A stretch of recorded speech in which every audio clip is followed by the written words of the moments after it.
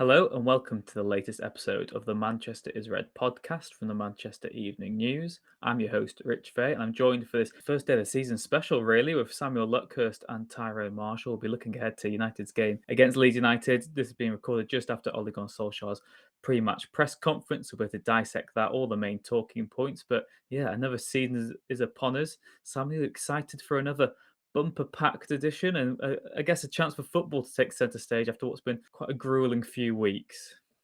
Can I just make an announcement? There's been a transfer announcement. Ethan Do. Galbraith has gone to Doncaster on loan. Wow. It's the one that we've all Oh, been waiting for. yeah, the one we've been You waiting could for. have sold that as Manchester United and central midfielder. That would have got a Oh yeah. That would have been a very tantalising one, wouldn't it? I forget what you asked then, but yes, the season's upon us. I think everyone's pleased about it. Crowds will be back in capacity form, and United and Leeds is a hell of a way to start it all off as well. Yeah, exactly. And Ty, it's a real chance now for United to build upon that momentum that's been growing this summer. Like we said, we will see Jadon Sancho involved in the squad against Leeds. We won't see Rafael Varane. We'll get onto those two in a minute. But heading into the game, it's a bit of a peculiar one because the nature of the opponents United have make it, into one of those games where it's hard to judge maybe where two teams are really at. We saw last season how chaotic that first match was, and then we saw Leeds improved by the meeting at Ellen Road as well. But heading into that first match of the season, I know every team says they want to get that win in the first, 3 points on the board. But for United, what do you think the ambition is? Do you think it is just to maybe even avoid defeat and make sure they don't have that banana skin start that they did last season against Crystal Palace? No, I think they need. I feel like they need to win. Really, I think they've got a really appealing run of fixtures. First, they should be targeting top spot after the first 7 games, I think. But we've spoken a bit this summer that those fixtures come with jeopardy because of the lack of pre-season time for some key players. Obviously, they're out without Sancho or without Varane tomorrow. Sancho, we think will probably be starting on the bench. So I still think it's imperative they got off to a win. It's funny you mentioned momentum. We were talking about that, me and Samuel earlier, and just for a piece I'm doing in the morning, trying to remember the last time United began a season with what felt like such sort of momentum or excitement within, and we thought Was probably it Mourinho? 2017. Yeah, maybe. I mean, they finished second, obviously 2017-18, but then squandered it in the summer. So we think maybe the summer of 2017 or definitely the summer of 2016. But it does feel like there is a feel-good factor at the moment around the place with the signings, which is momentum from where they finished in second last season. It does feel like there's the nucleus of a title-winning squad there, or at least a squad that can go very close. But momentum can easily be squandered. Solskjaer's United have started badly for two seasons in a row now. Won 2 of their first 9 league games 2 years ago, 2 of their first 6 last year. If they do that again this year, given the fixtures, then frankly, I think they're out of the title race. So they can't afford to do it again. They can't afford to squander that momentum. But, it does feel like there's a positivity going into the season tomorrow. It'd be helped by the fact it's a full house. Even off the pitch, it feels like things are heading in the right direction. I certainly wouldn't say there's a thawing of relations yet, but those that have been to Old Trafford this summer have seen the work that's gone on there. The Glazers have started to try and communicate more. They've started to try and lay out a share scheme. There's a hell of a long way to go. And while the debt is on the club, I think that will always be an issue that's impossible to get over for a lot of people. But, off the pitch, it does feel like it's been a summer of feel-good factor, a bit of momentum, a bit of positivity. And the only way to build on that now is to start winning football matches. Yeah, of course. And Solskjaer said twice, I think, certainly from what I've heard at least, that he cited Pep Guardiola saying that you can't win the league in the first 8 games, but you can certainly lose it. I know he said that in the Derby game at the start of pre-season. I think he said it last week as well after the Brentford game. Samuel, what was the mood like at the press conference today? Obviously, the awkward question moved to Solskjaer: why isn't Rafael Varane announced yet? Everyone's getting sick of that, and I know maybe every tweet you send gets bombarded with those questions as well. What type of mood was Solskjaer in at his sort of first formal pre-match press conference of the summer? Well, unfortunately, we're still not back at Carrington yet. I think because of the COVID rates, that's been delayed until mid-October at the earliest. So unfortunately, you can't have that rapport or that repartee with him that you would try and develop if you were if you were doing these in person. And he was a lot. It was a lot better speaking to him in person at Derby 4 weeks ago, whenever it was. Did that by the pitch, but that that's been the exception to the rule over the last year. He was his usual self. I think there were certain questions that his response was to Solskjaer. Really, he was asked about whether this squad could challenge for the title, and he spoke quite tentatively about it, which was peculiar because previously he said that that's got to be the expectation this season. It's the only thing that they can do this season. I think if he wants to continue residency in Manchester, he needs to oversee a title challenge this season as well. With the Varane thing, I've been told that I will be told what the holdup was after it's been announced, which is a pretty tedious statement for me to offer on this, I must say. But it's frustrating for all concerned, journalists who just want to get it out of the way, the club who obviously want to celebrate what should be an excellent signing. And I don't think any of us really envisaged Varane missing the deadline to be eligible for this Leeds game, but United have missed it. And I suppose United are probably the only club that could do 2 early deals, and for those 2 players to be undercooked or unavailable going into the first game of the season. So the squad is not it's not in the desired state. How can it be? The back 5 is probably going to be the same back 5 that started the season 2 years ago against Chelsea. So that's not enough progress. The midfield balance is an issue. What's going to happen there? Anthony Marshall said in midweek that he's still a few weeks away from full fitness. Cavani's pretty much had a tenth of the year off, which maybe Solskjaer, maybe United will be vindicated with that decision as the season develops, because his conditioning is going to have to be, they're going to have to be very careful with that. What with him only being able to start 1 game per week. If they beat Leeds, then it's a case of job done, and they can get more players back for the Southampton game next week. Yeah, it certainly does feel like that Southampton game might be the real sort of benchmark of where United are at and what their best 11 is. We're not going to see that for a while. And Ty, the news that Varane's not even registered in time, the deal's not actually officially complete, and still got some T's to cross and I's to dot and stuff. In terms of the lineup, like someone said, there's not really going to be too many surprises. Actually, I know that we say that United are sport for choice in terms of squad depth, but it seems almost straightforward enough. Certainly, the back 5 picks itself, and then I guess it's just depending on that approach Solskjaer goes for in midfield. Yeah, I think so. And I think as frustrating and slightly, it's hard to say it's amateurish because we don't know what the situation is, but the haphazard situation we've ended up in with Varane, I'm not sure he would have started anyway on the back of such limited training. I know he's been training on his own, but he's been quarantining. He only had a few days at Madrid before he set off for Manchester. We know Leeds provide probably the most unique test in the Premier League in terms of fitness and moving and man marking and the way they play. I can't imagine he's faced anything like that in La Liga over the last couple of years. So it might have been one he didn't start anyway. But it certainly doesn't look good, and you can understand the frustration. But yeah, beyond that, certainly the defence picks itself at the moment. And I guess midfield depends on the balance, and it depends on the fact it is Leeds, and the fact that they've had a much more settled and longer pre-season makes me think he's going to bank on players who have probably had a long pre-season themselves to at least match them physically. So probably looking at Matic starting. And then, Fernandes is probably a certainty. Maybe even Van der Beek, given he's had a decent pre-season. Maybe even Daniel James, considering he's had a decent length of pre-season. Impressed against Leeds last year. So it might be that this is a game for the players who have got miles on the clock, so to speak, in pre-season and the fitness. And we see, I know Sancho has said he is ready to start, and Solskjaer said he'd be involved, but he only started training on Monday. He didn't play a lot in the Euros either, so he'd have lost some of his conditioning and match sharpness from Dortmund. You'd have thought he only started once in the Euros, so he's probably not fully up to speed. So you wonder if it might be James and Martial and Greenwood in that front 3 maybe. And it's certainly, in a touch on Cavani, it was nice to see that photo with his family yesterday, and the fact that looks like he's got his family over here now. I'm sure that's going to be a great help. And we all know he struggled in lockdown in a Greater Manchester winter last year.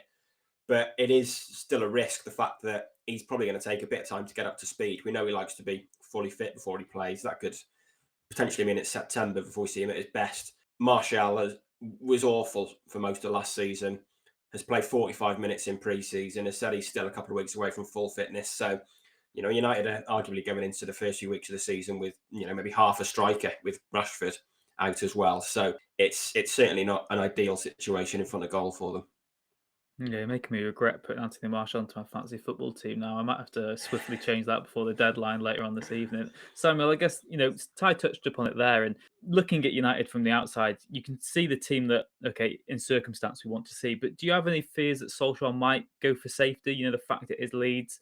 Of course, United did, demolish them. They were chaotic when they came to Old Trafford last winter. But the thing is, that match at Ellen Road showed that they did learn from their mistakes. And deep down, I still fear that maybe it could be that two defensive midfielders just to shore things up and make sure United aren't embarrassed on the opening day. What do you think? Do you think United obviously should be brave, but do you think they will be in midfield? I think it's a good question. I can easily see him being a little bit conservative because it is the first game, and not wanting to lose too much momentum. And if he has to think pragmatically or pessimistically, even for the worst case scenario, that might be a draw. If- but I just think that's just too defeatist, really. With all the mitigation that's still going on, and that United are having to contend with, they need to try and play on the front foot. They need to take the game to Leeds.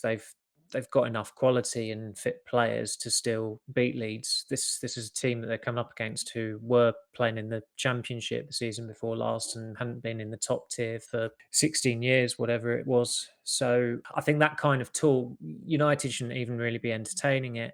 They've, as we saw in the Everton game last week, certain players were taken off because they wanted to preserve them for the Leeds game. Matic, I thought, was excellent, and he has to start. He's the only defensive midfield specialist in that squad. So the fact that he's had a full pre-season and that he's looked in good nick, just going off the Everton game in particular, bodes well. Fernandes looked a lot fresher. He was one player who definitely needed more than 3 weeks off in the summer. There are selections that are by default pretty much. I think if Henderson had a full pre-season, well, not think. I know if he'd had a full pre-season, he'd have been starting because he'd been told that he was going to be the starting keeper for the season. If Varane had been signed up earlier, he would have started ahead of Lindelof. If Cavani hadn't been given 5 or 6 weeks off, then he'd have probably started ahead of Marshall. But that's the pitfalls with summers where there are a number of international tournaments.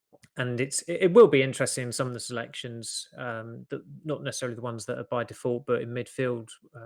I thought Van der Beek complemented Fernandes and Matic pretty well last week. But whether this week he feels the need to bring Pogba back in, because of course, if you're playing Van der Beek, Fernandes, and Matic, you're almost certainly not starting Pogba. And with everything that's going on with Pogba, that's a story in itself, that would get legs very, very quickly. So, I still, though, just, the possibility of being conservative against Leeds at home in the first game of the season, that should be anathema to United.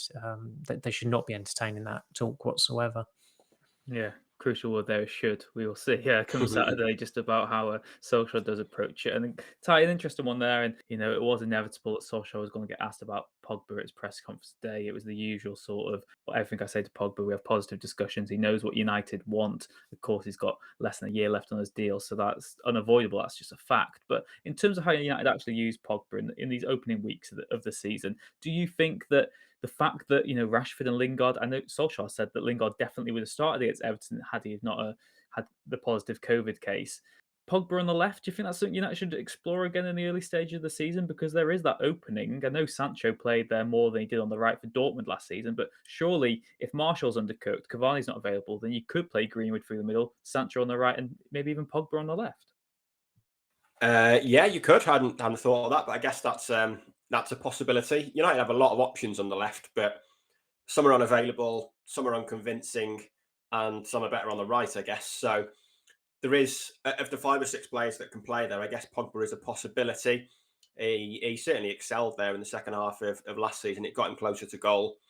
I think if we're going to see more of a 4-3-3, then his best position is probably in the centre in one of those sort of number 8 roles. But I guess in the early weeks of the season, it's perhaps worth playing him there. I think against Leeds, we could certainly see Greenwood through the middle. I think it's one of the games that would suit him more as a central striker at the moment, where there's a bit more movement and flexibility and more space to run into rather than playing against 2 6-footers defending on the 18-yard line. I think he'd get more joy as a centre forward against Leeds. But it will be interesting to see where Pogba is used. It looks like Messi going to PSG has kind of made it obvious that Pogba is staying for another season. There's only one option with him now. He either leaves for free next summer or United getting to sign a new contract. And I mean, you could say there's perils in both, really. I mean, he's 28. He's had maybe 2 spells of 6 months where he's been world class for United, and maybe that's arguably it for 5 years. They haven't consistently got the best out of him.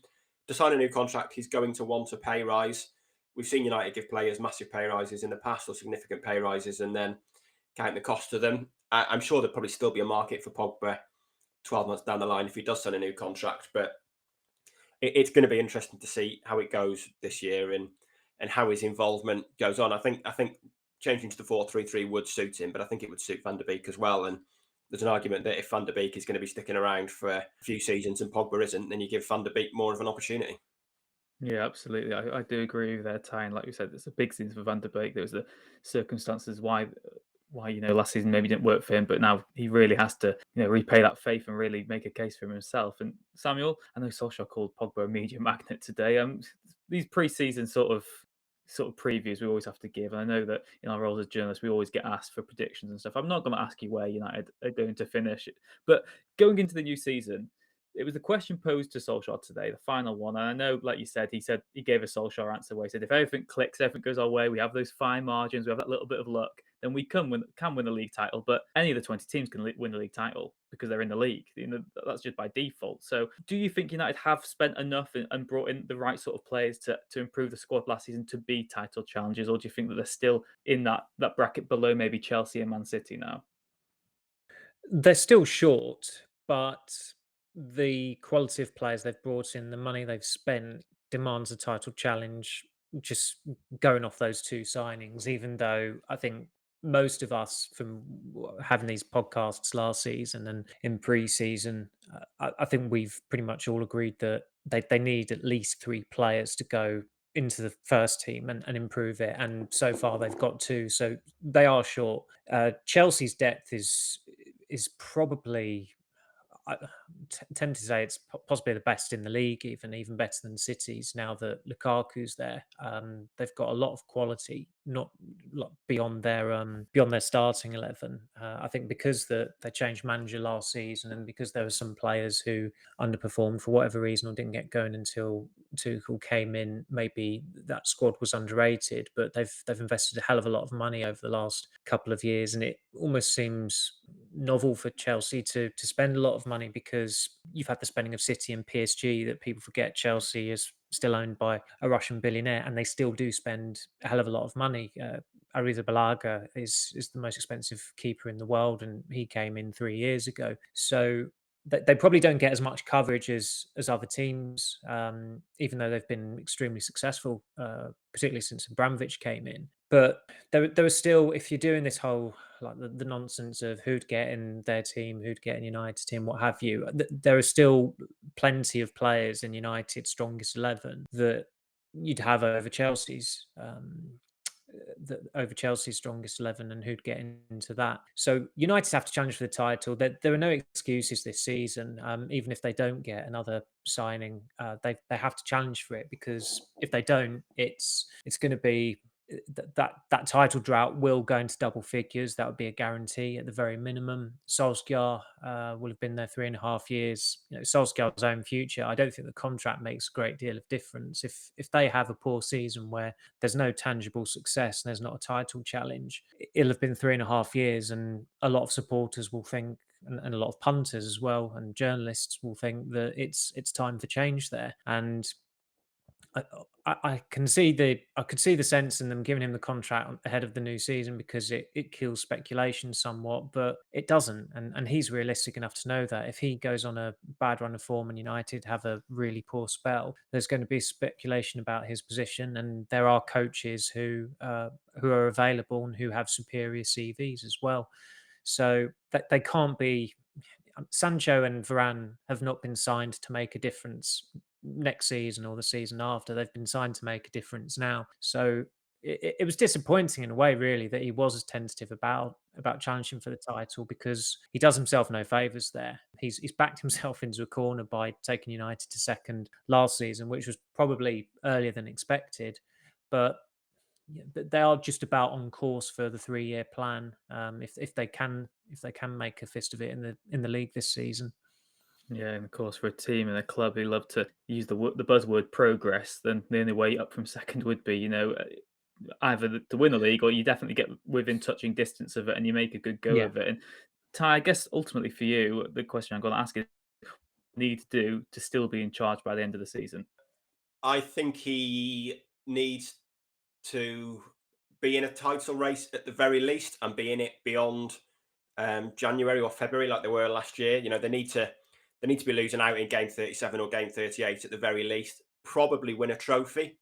I'm not sure if they end up, even if they got close but ended up without silverware. I think there might be discussions around it at least, because it is, it's a long time without silverware now, and Solskjaer's not won any silverware, and they've missed out in semi-finals and no final. So I think winning silverware would be vital. But I think at the end of the day, he knows he's judged mainly on the Premier League, really. And if they are in the title race in game 36, 37, 38, maybe that'd be considered progress enough. If they have a good run in the Champions League, which I think is entirely feasible, to be honest, I think there's only 5 teams that can win the Champions League this year: the 4 English teams and PSG. And the luck of the draw could throw one of those English teams very easily into the semi-final or even the final. So, it's arguably the Champions League could be even easier to win than the Premier League, which sounds absolutely crazy. But I think that's just the situation we're in. And if United get a good draw, they could very easily find themselves in the Champions League semi-finals without too much hassle, really. So certainly a deep run in that competition and being in the title race deep into April and May would be enough for him, I think. Yeah, let's hope they get some Spanish minnows like Villarreal in European competition. That could be a guaranteed success, isn't it? Who knows what comes Always next? But I box agree. office, those ones. Yeah, I agree with you though, Ty, in terms of that, and I guess maybe that's the thing that would almost be held against Solskjaer, because you can fluke your way to, or maybe not fluke, but you can definitely have that luck of the draw and get yourself very far in a cup competition, and then you maybe only do need to win 2 or 3 games where you're at your best. And to win the Premier League, you've got to be the best team. You don't win the Premier League if you're not the best team in the division that season. So it will be interesting to see just how far United can keep it up and have that momentum, because they have had those spells almost in every season now under Solskjaer, haven't they, where they have looked really formidable, but it's about keeping it up. I guess the final questions now for you both are going to be those horrible, vague predictions. I'm not asking for league finishes, top goal scorers, etc. But Sammy, what do you expect in general from United in the season ahead? Do you expect to see an improvement on what we saw last season? At the risk of being pessimistic, no, not necessarily.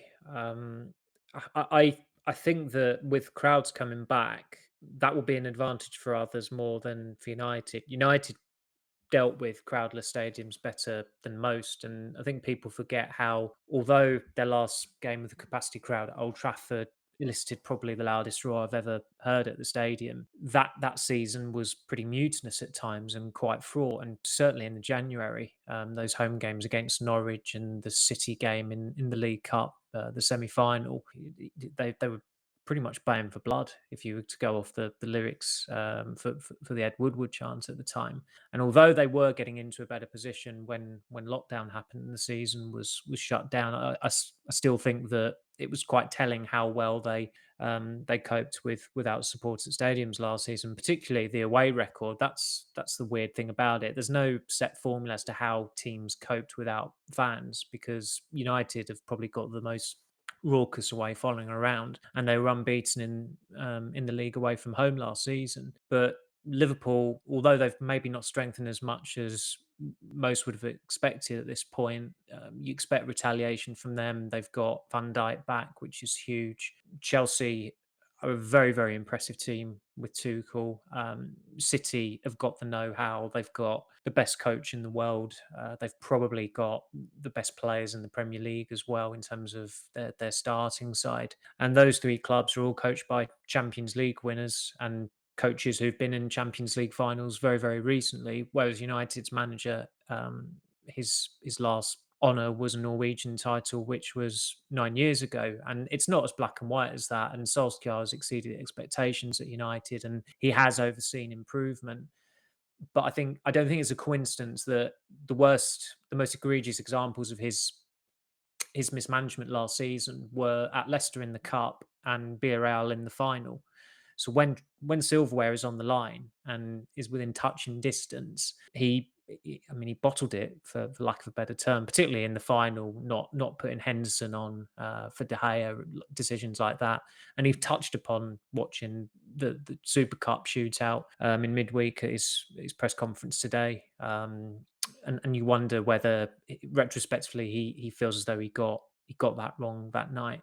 And I think that's always going to be the doubt with a lot of United fans and analysts and journalists, whether he's really got it in him to take United to that next step, which is to get their hands on a trophy. And I don't mean the League Cup and not even necessarily the FA Cup, even though I think when Leicester won it, it felt much more meaningful because that was a club that had never won the FA Cup before. But to get one of those major trophies back at United, I'm just not sure whether he has it in him, and the competition just seems a lot more intense this season. So I wouldn't be surprised if United fell down the table, which is why I do think they need another significant signing before the window closes. But they absolutely have to challenge for the title.